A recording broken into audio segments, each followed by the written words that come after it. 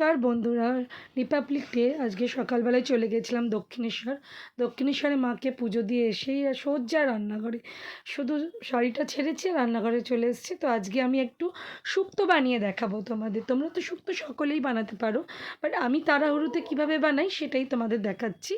তো আমি বেগুনগুলোকে কেটে নিয়েছি, আদা বেটে নিয়েছি, পোস্ত সর্ষে বেটে নিয়েছি, আর কড়াতে উচ্ছে ভাজছি।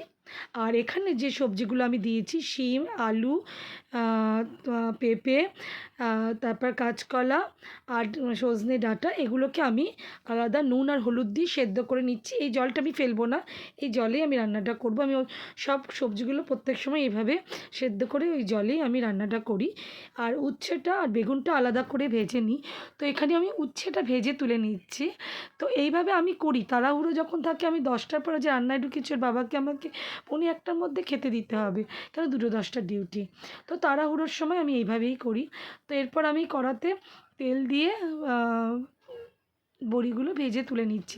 আসলে যতই তেল দিচ্ছি সবই টেনে নিচ্ছে, আর বেশি তেল যত কম খাওয়া যাবে, কম তেলে রান্না করা যাবে, ততই ভালো। এরপর আমি বড়িগুলো ভেজে নিয়ে ফোড়ন দেবো। ফোড়নে আছে আমার 5 ফোড়ন, রাঁধুনি আর তেজপাতা।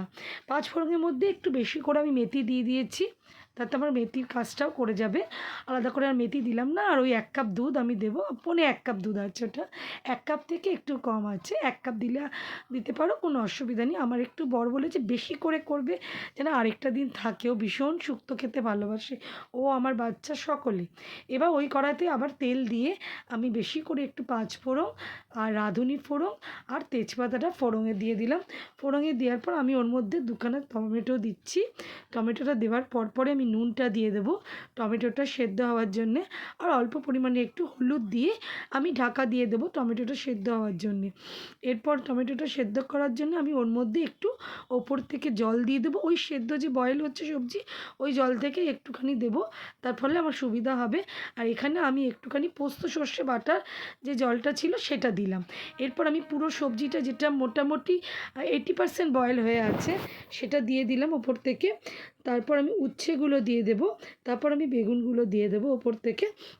এই উচ্ছে আর বেগুনটা সবসময় আলাদা ভাজবে। আর তারপর তো ওর ওপর আমি দুধ দিয়ে দেবো। এই কাপের 1 কাপ দুধ দিলেও হতো, আমি 1.25 কাপ দিয়েছি। আর শুক্তোতে একটু চিনি দিয়ে, আমি আমার মতো অনেকেই দাও, চিনি দেবে একটু। আর পোস্ত আর সর্ষে এক জায়গায় বেটেছি, সেই বাটাটা দিলাম। আর এরপর আমি এর মধ্যে অ্যাড করব আদা বাটা, পোস্ত সর্ষে বাটা, আদা বাটা। আর এইটা দিচ্ছি আমি, এটা সম্পূর্ণ হচ্ছে রাঁধুনি আর 2টো কাঁচা লঙ্কা একসাথে বেটে আমি দিলাম। রাঁধুনি ছাড়া কিন্তু শুক্তোয় সেই গন্ধ ওঠে না। তো সমস্ত দিয়ে আমি এবার একটুখানি গপ গপ করে ফুটতে দিলাম। যখন ফুটে উঠলো, তখন আমি এর মধ্যে ওপর থেকে বড়িগুলো ছড়িয়ে দিলাম। আর কড়ার সাইডে আমি কতগুলো এলাচ গরম করতে দিয়েছিলাম, সেগুলো বার করে আমি মানে একটুখানি ছোটো আমার আঙুল দিস্তার মধ্যে একটু ক্রাশ করে হাতের সাহায্যে একটু ঘষে ঘষে দিয়ে দিলাম। মোটামুটি আমার শুক্তো হয়ে গেল রান্না।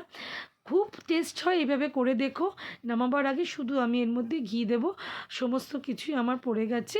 আর এবার আমি লাস্টে একটুখানি চালের গুঁড়ো, অল্প একটু 1 চামচ, চায়ের চামচে 1.5 চামচ ধরো, দিয়ে আমি একটুখানি জল দিয়ে গুলে দিয়ে দেবো, জাস্ট একটা থকথকে ব্যাপার আসার জন্য। আর এদিকে আমি ভাতটা চড়িয়ে নিচ্ছি, কারণ আমার অলমোস্ট দেরি হয়ে গেছে, ওর বাবার অফিস বেরোবার টাইম হয়ে আসছে।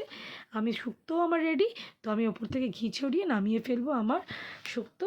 যদি এইভাবে করো প্রচণ্ড ভালো হবে। আর আমাকে